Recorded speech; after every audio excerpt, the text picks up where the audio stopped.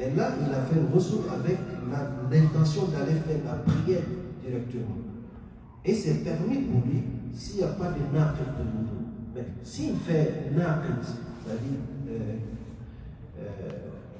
un état qui annule son ambition pour la salat, il va refaire un wudu. Et vous allez comprendre ça quand on va arriver où on peut associer al-wudu avec ghusl. Quand on associe al-wudu avec ghusl, après avoir fini, on va vous dire si votre corps touche votre sexe, qu'est-ce qui est annulé? C'est wudu qui est annulé, mais ghusl est valable. Donc c'est la même chose. Hein? Oui? Oui, par rapport aux conditions pour pouvoir se plonger dans la mer, il faut considérer ça comme un lavage. N'allez pas plonger dans la mer. Ça, je vais bien envoyer ça. Les gens vont aller commencer à plonger dans la mer. Hein? Oui, vas-y. C'est qu'on a besoin que l'eau soit pure, l'eau soit. Je veux vraiment savoir les conditions. Les conditions de l'eau? Oui. C'était notre premier cours. Moi, je ne vais pas répondre à ça. C'est entre vous, vous allez répondre. Quelles sont les conditions pour qu'on considère une eau pure et purifiante? Parce qu'on a dit, il y a 3 qualités d'eau. Il y a l'eau qui est pure et qui est purifiante. On appelle ça tuhur, ou tahur, ou al-mutlaq. Il y a une eau qui est pure mais qui n'est pas purifiante, comme du lait. C'est du l'eau, mais on ne peut pas prendre pour se laver. Est-ce que vous avez vu quelqu'un qui se lave avec ça? Ça ne marche pas. Et il y a une 3e catégorie qui est najis. La couleur et le Inch'Allah. Voilà, lui n'a pas oublié, il va te répondre. 3e. المسبح هكذا ماء المسبح يطغى عليه الحيوط لا فيه l'eau impure. 3e, c'est l'eau impure. Donc, on a 3 éléments qu'il faut tester pour dire que cette eau est pure et purifiante. Premièrement, le goût. Le goût n'a pas changé, sauf si le goût provient naturellement de la terre. Il faut faire attention. Deuxième, la couleur. Sauf si la couleur vient naturellement de la terre. Les goûts, par exemple, l'eau salée. Est-ce que c'est quelqu'un qui a mis sel dedans? Non. Mais c'est salé. Mais c'est purifiant parce que ça vient de sa nature. Et la 3e chose, c'est l'odeur. L'odeur peut être engendrée de la terre. Mais si c'est quelque chose qui est venu altérer l'odeur, donc si on manque une condition parmi les 3, donc c'est pas purifiant, on ne peut pas se plonger comme tu veux le faire. Hein? Il ne faut pas te plonger. Mais quand même, comme le Cheikh Momodo a dit, si on t'avertit que oui, ces conditions-là, peut-être qu'on ne les voit pas, mais ça peut être dangereux pour ta santé, là, on prend l'avis des experts. Parce que ça aussi, c'est un principe à l'islam. Quand on dit « Fas'alu al-dhikri in kuntum la ta'lamun », ce n'est pas juste dans le domaine religieux, dans le domaine de la vie. Quand on ne sait pas, il faut prendre l'avis de ceux qui le disent. Les experts qui savent est-ce que ça peut être négatif pour toi. طيب تكفي بهذا؟ oui, la dernière question. فيها حديث الحلال بين والحرام بين وبينهما امور مشتبهات فقيل بينما هو مشتبهات تسأل أهل الذكر إن كنتم لا تعلمون. نعم مشتبهات لا يعلمها كثير من الناس. Oui, la dernière question. Oui, en fait, pour revenir sur l'exemple que le frère avait dit par rapport au chalet, par exemple, dans ce cas-là, des fois, ils disent qu'on peut, par exemple, se laver mais pas goûter, et des fois, dans ce type de chalet, l'odeur de l'eau est différente. Donc, ce qui n'est pas dans les conditions. Mais par exemple, quand on est là-bas et que c'est notre seul moyen par exemple, pour faire les ablutions, est-ce qu'on utilise quand même l'eau? Est-ce que vous pouvez boire cette eau? Non.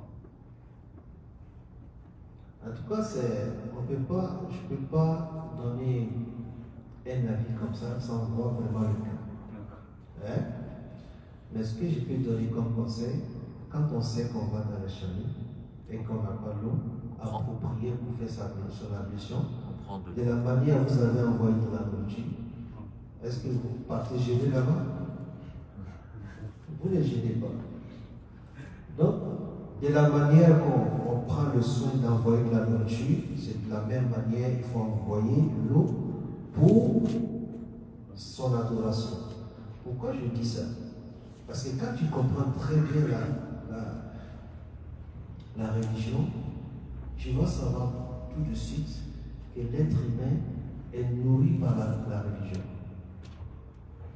L'être humain est nourri par la religion, c'est pourquoi, je vais prendre 2 minutes pour dire ça, c'est important. Quand on regarde le mot charia, j'ai déjà expliqué c'est quoi charia dans le terme arabe. Charia, c'est où les chameaux vont, comment on dit ça en français? Les chameaux, ils vont s'abreuver. Voilà, on fait que s'abreuver, c'est ça? S'abreuver. C'est l'abreuvoir, mais c'est s'abreuver. Ils vont s'abreuver. Ils vont les boire. Donc on va pratiquer. Parce qu'ils voient toujours. Donc, l'endroit où on va aller boire de l'eau.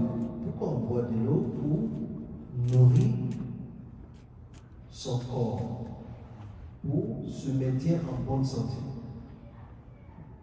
Vu que l'être humain doit être nourri dans son côté corporel, et que ce même être humain doit être nourri dans son âme, dans son esprit. L'islam est venu chercher ce mot de la manière tu vas aller boire, comme dans le chalet, tu vas manger. Tu dois préserver ou bien tu dois faire attention de la nourriture de ton âme, qui est l'adoration. C'est quoi le mot charia est venu. Sinon, il pouvait prendre le mot. Mais pourquoi c'est choisi comme ça? C'est choisi parce qu'il veut nous ramener à réfléchir. La manière on mange, pour se maintenir en santé. Parce qu'on a besoin de manger. On ne peut pas faire 3-4 jours sans manger, parce qu'on est comme ça créé. Et c'est de la même manière, il faut nourrir son âme. Et Cheikh Ibn Qayyim al-Jawziyya, il a vraiment parlé de ce côté, et masha'Allah, kalam nafis jayyid. يعني كما يغذى الجانب البدني يغذى الجانب الروحي بل أكثر. Si tu ne peux pas faire 3-4 heures sans manger, tu n'as pas le droit de faire 2 heures sans te rappeler de Allah subhanahu wa ta'ala, sans faire un adhkar. Parce que si tu fais 4 heures pour manger, il faut la moitié pour que tu puisses nourrir le côté de ton âme. Donc c'est la même chose. Si vous partez là-bas la prochaine fois, si vous pensez à prendre la nourriture, il faut penser à prendre l'eau pour se purifier pour faire la prière. Mais on ne peut pas donner fatwa sans vraiment voir le cas en face. نكتفي بهذا القدر. الموضوع. Ensemble, on va choisir un thème ou bien un sujet sur lequel quelqu'un va. Toi, tu vas venir avec la semaine prochaine, tu pourras. Mais, parce que les frères, ils ont parlé en arabe, moi je ne parle pas trop l'arabe, c'est le problème. Non, c'est en français. Tout le monde a commencé en arabe, après le français est venu. Comment tout le monde? Parce qu'ils ont commencé en arabe, non? Après, ils ont... Non, c'est comment ça se passe. Il y a des personnes qui font leurs recherches en arabe. Il y a d'autres qui font en français. Aujourd'hui, on n'a pas eu quelqu'un qui a fait en français. Qui va faire en français la semaine prochaine? Toi, tu as déjà fait? Toi, tu as déjà fait? En français. Non, toi, tu as déjà fait? Ok, on va revenir sur toi. Tu vas choisir. On te laisse choisir un thème. Un thème en lien avec. Il ne faut pas venir nous parler de comment exploiter une mine d'or. Ça n'a rien à voir avec ce qu'on fait ici. Hein? Tu prends quelque chose qui est en lien avec ce qu'on est en train de dire. Une page, c'est correct, tu peux avoir une page. Et le côté arabe va être Mahmoud. Toi, tu as déjà fait quelque chose? Parce que l'autre fois, le sujet sur le ders, أعطيته الباقي فأنا لم يبقى لي شيء فاخترت شيئا. لابد أن تختار شيء آخر. طيب سنختار لكم شيء خلاف رحمة. خلاف رحمة ليس Donnez-moi des idées. Mamadou, أعطينا يعني نعم. موضوع تغيير النية بعد البث في تحويل النية بعد في الوسط. معناها أنا قمت بالعمل في الوسط أبدأ النية أو أغير النية. الآن بدأت تصلي صلاة العصر ثم بعد ركعتين غيرت إلى صلاة الظهر. مثال يعني. نعم لا صلاة هذه. وإن كان ليس صحيحا لكن أنت تفعل. دخلت يعني في الصلاة الطائرة مثلا. صلاة الطائرة. ففكرت أنك لم تصلي الظهر. ثم غيرت نيتك يعني مثال تغيير النية. La deuxième, ça va être la prière du voyageur. Parce qu'on va pas. Il faut donner le temps de faire. Ou bien tu veux juste. Il faut parler sur la prière du voyageur. On sait que nous, ici, quand on veut voyager, est-ce qu'on voyage dans quoi? Généralement, on va toucher un peu. Oui.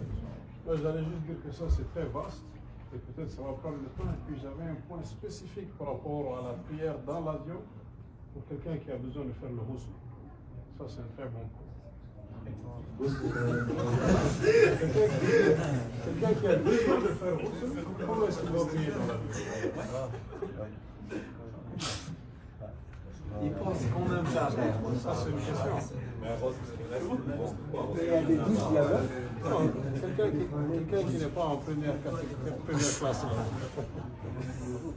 Non, mais que ce soit tu es dans l'avion ou quelque part et que tu dois faire le ghusl et que tu n'as pas les moyens de faire le ghusl et que tu viens faire la prière, qu'est-ce que tu fais? Et dans l'avion aussi, si tu n'as pas les termes pour dans l'avion, comment tu fais? Il attend jusqu'à sa destination. Quelqu'un a dit tayammum, mais si tu n'as pas de terre pure dans l'avion. Ça te ramène à aller vers As-Sa'id al-Tayyib. Quel est As-Sa'id al-Tayyib? Est-ce que quand on prend des habits, est-ce que les caracas de l'avion ont des grandes pour faire? Ça peut être intéressant. Donc, la prière du voyageur, et lui, il va faire ce qu'il a demandé. Il va nous faire ce que tu as suscité comme. Même si tu nous écris la moitié d'une page, il faut nous dire qu'est-ce qu'il faut faire. Qu'est-ce qu'il faut faire, comme ça on va être correct. بارك الله فيكم حتى ما نقص وقت الشيخ خليل. بارك الله فيكم يا باشا. عامل ايه؟ سؤال بالنسبه لو حد جه قتل المسجد وماشي وصلى ركعتين تحيه المسجد ومشي، هل مثلا دخل المسجد؟ ليش جاء المسجد؟ جاء مثلا لاي سبب يعني مأموريه كده او اياب الحد حاجه زي كده؟ لا يجب عليك. إذا دخلت وليس عندك نية الجلوس في المسجد لا يجب عليك أن تصلي تحية المسجد. لكن إذا صليت يعني يدخل فيه لازم أعرف. لا تشعر. ممكن تصلي وتخرج. عادي ما في أي شيء. حتى يعني تحية المسجد ليس يعني من الأمور الواجبة، من السنن. الذي دخل وجلس ولم يصلي يؤمر أن يصلي، لكن إذا رفض فلا يقام عليه معركة. شيء سنة ليس فهو شيء فيه السعة. يعني دخلت عادي وكنت مستعجل وخرج ما صليت ليس عليك شيء، لكن إذا صليت يكون لك أجر. وابن عثيمين أجلس أحد كان يخطب ابن عثيمين رحمه الله، وأحد الداخلين قام وصلى يصلي، قال له اجلس لا صلاة في هذا الوقت. نعم. هو من باب يعني الأمر بالمعروف، لأن الأمر بالمعروف فيه ينظر أحيانا في حكمة الموقع. يعني في أصول الدعوة عندك حكمة المدعو وعندك حكمة الموضوع الدعوة وحكمة الموقع. فالخطيب لما يأمر شخص بشيء أمام الملأ فيتأثر به الناس كثيرين، غالبا لا ينسون هذا الأمر، لكن لا يكون بالقوة، يقول مثل ما أمر النبي صلى الله عليه وسلم: إبليس فقد آذيت. الذي جلس جاء وبدأ يتخطى الركاب ويريد أن يجلس في الأمام، فقال له النبي صلى الله عليه وسلم وهو على المنبر: اجلس فقد آذيت. فكان درسا للناس كلهم. وهو من هذا الباب في حكمة مكان الدعوة، وأمره حتى يتأسى به الناس الآخرين ولا يعمل الإطلاق. لكن المسألة مسألة خلافية، لعل الذي قام يصلي هو مالكي، لعله كان مالكيا يجلس لكنه لا يجلس برضا. سقط بين يدي الحنابلة. الحنبلي قال لا بد يجلس. Il y avait un compagnon qui était venu parce que le prophète faisait le khutbah. Il est assis, maintenant le prophète lui a demandé s'il a prié Tahiyyat al-Masjid. Il a dit non, il a demandé de se lever et prier. Il lui a dit, c'est les Malikites vont te dire, mais il lui a dit de se lever parce qu'il n'a pas les moyens pour que les gens le voient et qu'ils vont les dire. Al-Ghatfani, son nom c'est. On y arrive ce moment? Sous le signe. الذي دخل وأراد أن يصلي فأجلسه النبي صلى الله عليه وسلم. جلس فقال له النبي صلى الله عليه وسلم: قم وأصلي. يعني في مسألة الخلاف يقال المالكية: أنتم تقولون لا يصلي. فالمالكية يقولون هذا الحديث إنما أمره أن يقوم يصلي. سليم الغطفاني بارك الله فيه، حتى يراه الناس، لأنه كان ممزوق الثياب وكان عليه أثر الفقر، لكنه تأويل بعيد. فالذي أريد أقول هذه مسألة خلافية، هل إذا دخلت والإمام يخطب تصلي ركعتين أو تجلس؟ ركعتين خفيفتين يا شيخ. طيب على قول من؟ على الله أعلم هذا الأحوط. المالكية تجلس. المالكية تجلس. الحنابلة تصلي ركعتين. الحنابلة وغيرهم تصلي ركعتين خفيفتين تحية للمسجد. والمالكية يقولون مصلحة الخطبة أهم من مصلحة التحية، فيقولون تجلس وتستمع إلى الخطبة، وهو القول السائد عندنا في إفريقيا. لكن يقال المالكية لماذا النبي صلى الله عليه وسلم قال لسليم الغطفاني أن يقوم يصلي؟ فقالوا إنما خصه بهذا الأمر لأنه صلى الله عليه وسلم أراد أن يراه الناس حتى يتصدقوا عليه. هذا تأويل من المالكية وإنه قد يكون بعيدا، ليس مسألة. وقالوا أيضا الأمر ليس واجب. ليس واجب، لكن هنا الخلاف في السنية، الأفضلية في السنية ليس في قضية الواجب. لا يقول أحد بأنه واجب، لا مالكية ولا حنابلة ولا غيرهم. ليس قضية الوجوب، القضية ماذا يعمل، ماذا يرشد أن يفعله لما يدخل، هو القضية هنا.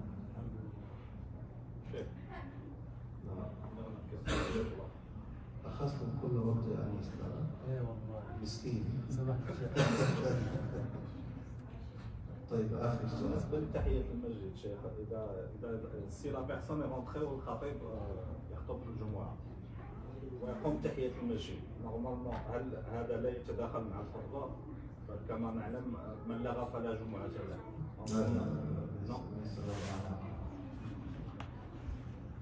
هنا هو عمل بأمر خاص. لما يصلي تحية المسجد يصلي تحية المسجد امتثالا لأمر النبي صلى الله عليه وسلم الذي دخل وجلس قال قم وصلي. بعدما ينتهي من تحية المسجد وهو يصلي ركعتين خفيفتين، هنا يدخل في قضية الذي يجب عليه أن ينصت ويستمع إلى الخطبة. الإمام حتى الإمام لو قال الإمام لشخص جالس وهناك حاجة لمصلحة الخطبة فأمره الإمام وقام بهذا الأمر لا يدخل في اللام، لأن فيه مصلحة للخطبة. مثلا الإمام بدأ يخطب والميكروفون رفض أن ينطلق، وتقول للناس فقلت يتقدم الناس كذلك مثلا. نعم هذا كذلك في مصلحة للمسجد. فلما يعني أقول مثلا للمفتاح شوف الغرفة الخلفية إذا كان هناك انفصل الكهرباء، لما يقوم بهذه الحركة لا يدخل في النهي لأنه في سعي لمصلحة الخطبة ولمصلحة الجمعة. هناك بعض الأمور تخرج استثناءات من الحكم، هناك تسمى استثناءات من الحكم، فقيامه بتحية المسجد لا يدخل في النهي، والله أعلم. هذا وصلى الله على الحبيب المصطفى وعلى آله وصحبه وسلم. سبحانك اللهم وبحمدك نشهد أن لا إله إلا أنت نستغفرك ونتوب إليك. جزاك الله خير.